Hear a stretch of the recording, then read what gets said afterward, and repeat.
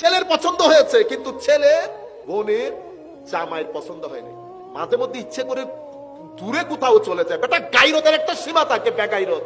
ছেলে বলতেছে পছন্দ হয়েছে, ছেলের বোনের জামাই পছন্দ হয় নাই, বিয়ে করলে করো। আমি বিয়ে হাইতেন না। ও বাপ রে বাপ, মানুষের গাইরত বলে কথা থাকে, হায়া বলে কথা থাকে, এরকম বেহায়া হয়ে গেছে। আপনাকে কে দায়িত্ব দিছে? আপনি যে পছন্দ অপছন্দের কথা বলতেছেন, এটা শরীয়তের মধ্যে হারাম। তো আপনি কে পছন্দ অপছন্দ করা?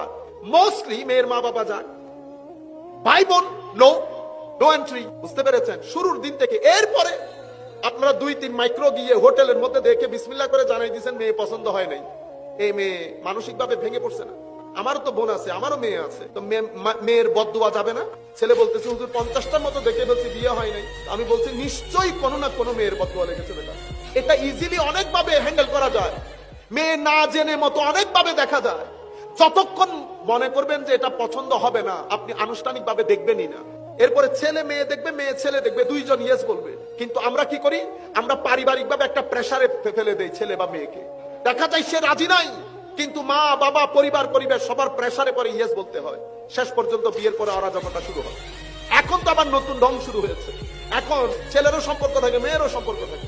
মারা সবকিছু জানে, কিন্তু বাবাদের সাথে শেয়ার করে না, ভাইদের সাথে শেয়ার করে না। বিয়ের 3 দিন